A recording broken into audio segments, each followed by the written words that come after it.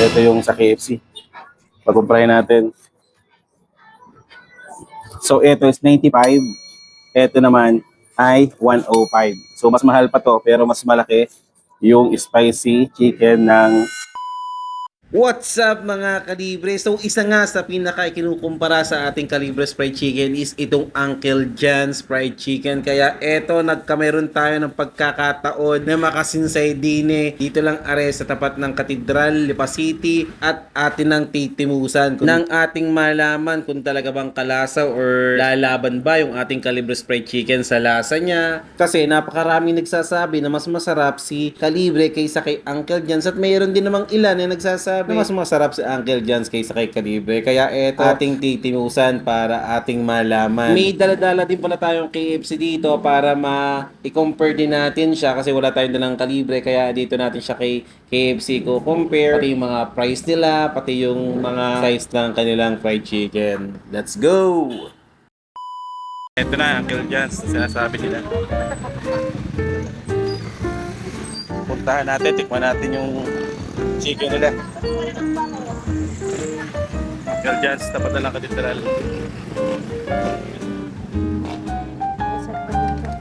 So yan, dito tayo sa Uncle John's. Titingnan natin yung chicken. Sasabi nila, yung chicken nila, sasabi nilang kalasa ng Kalibre. Pakita ko chicken. So yung chicken nila. Laki din. Saan magkano dito? 95 spicy. Dito sa original. 95. Sige, tig-isa. Baby. Pakita yung chicken. Ano kang chicken nila? Yung chicken, laki. Parang Kalibre din. Ito na lang. Yan yung wings na lang. Tsaka dito ay itong Thai part. Ayan. 187. 187 yung dalawang order. Laki ng chicken. Isukli pa 200 natin sa dalawang order. Thank you. Tara, try natin. Kung bigyan chicken dyan, tingi.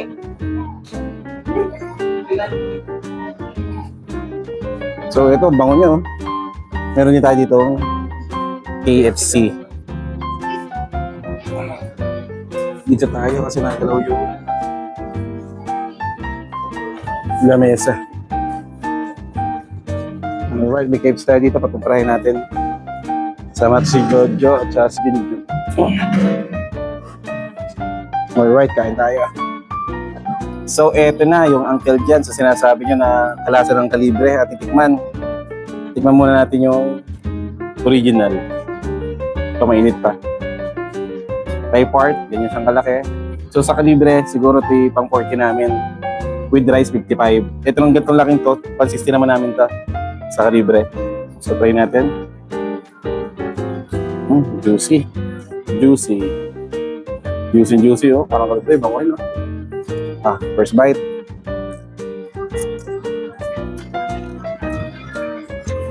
Ang sarap. Masarap din talaga siya. Try natin with gravy.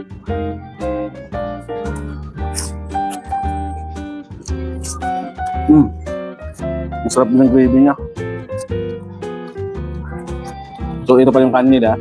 Yung kanin nila, siguro mga 3% lang ito ng kanin ng Kalibre. Mas marami ang kanin ng Kalibre natin dito. Tapos ang price niya is 92 at 95 naman sa spicy. Try natin spicy. Ang laki ng spicy, oh. Pagating ko na, oh. Kaso na. Tawag muna.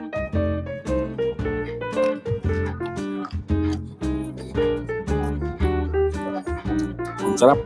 Pero parang mas masarap yung original. So pag order kayo, parang mas masarap yung original, mas malasa siya. Tara, kain tayo. Meron tayo dito ang KFC, natin ikukumpara. So ang order nito is 105 naman. Eto, pakita mo. Ay, eto yung sa KFC. Pag-kumparahin natin. So eto is 95. Eto naman ay 105. So mas mahal pa to, pero mas malaki yung spicy chicken ng Uncle John's. Pero syempre masarap din talaga to.